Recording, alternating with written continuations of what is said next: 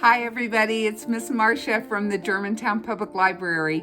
I hope you're having a great day. We sure got a lot of snow today. And I've been dreaming about spring instead of the snow. So I thought we might make dream catchers for this week. This is one that I made a couple of weeks ago, and it was really fun to make. I made it with an embroidery hoop and some yarn, some beads, and some feathers. Simple as that. And so everybody's going to get a kit with a couple of different colors of yarn, also beads and feathers to make their own dream catcher. There are many different colors for boys and girls, so if you'd like to make one, everybody is welcome. Anyway, this is an example of one that I made. Now, I'm going to show you exactly what you're going to do, and I think you'll be able to figure it out pretty easily. It's not hard. These embroidery hoops are two pieces.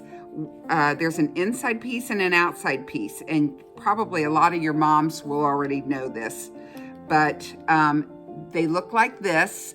They have a little screw at the top. If you unscrew it, the hoop gets loose and you can slip the inside hoop out. The way that I fixed the yarn for the dream catcher to make the inside part was I stuck one piece of yarn in between the two pieces and tightened it so that it's nice and tight, just like if you glued it.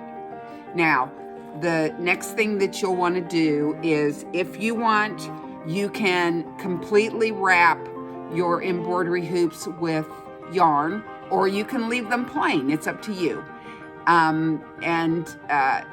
It's just a matter of preference which way you'd like to do it. But if you decide to leave it plain, the next thing you're going to want to do is you can either make your design in the middle, and if you look online, or I will show you, I have all kinds of pictures of dream catchers that other people have made, and I think they're very interesting. This looks like they just took yarn, probably 2 or 3 pieces, and wove it down to a middle piece. Not anything hard. Some sort of like when you braid your hair is what it looks like. These look like braids. So they probably wrapped the whole hoop in yarn and then took extra yarn, cut it, and did the braids. Now, here's another one. Somebody made a peace sign. They also braided the yarn, probably 3 pieces, and separated it like this to make a peace sign. I thought that was really cool. And I think that you could probably figure that one out pretty easily too. Another one, let's see. Another one is this example, and that's sort of like the one that I made, except it doesn't have feathers, and the one that I have has feathers on it and beads. So very simple to do, but very, very pretty, and you can hang it in your room and it will catch your dreams for you at night when you sleep. Now, as I was showing you about wrapping it, the way that I did it was I made stars, and that's how I started my design. And I made one star after another until it ended up looking like this. So if you want to do that, it was very simple. I just wrapped around, and so that is one part of this that you're going to want to do. The second part that you're going to want to do is a little more. I'm going to show you how to do this. The strings on the bottom, you want to cut yarn to be different lengths, and that's going to hang from the bottom. But you want it to be long enough so that you can double it, just like this. You're going to take your embroidery hoop. You want to take the middle of your string. As you can see the hoop, this is where I've doubled the string, and you want to make the hoop big, pull the string through, and it tightens just like that. See? Now, it was very simple. Every single piece that you do, you want to double it, hold it up with the hoop, and stick your string through the middle.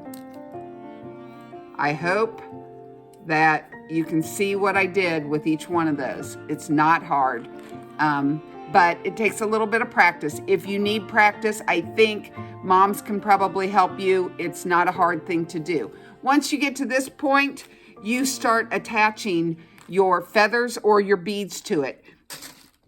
You have lots and lots of pony beads. What you're going to do is just string them through each piece so that at the bottom it's going to look like this. Now, I had to knot each one of these pieces of yarn several times to get the knot big enough so that the pony beads don't slip over top of it.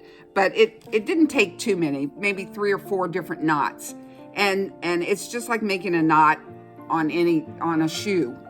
The way that I did the feathers was I just tied around the top of the feathers a knot, and that's how they hang. Now, if you don't want to do that, you can always use glue and glue it to it with hot glue, but it was much easier to do just with just tying the knots. And it turned out really cute, and I think you're going to enjoy doing them. If you have any questions, you can always call me here at the library, and I hope to see you again next week. Have a good week. Talk to you later. Bye-bye.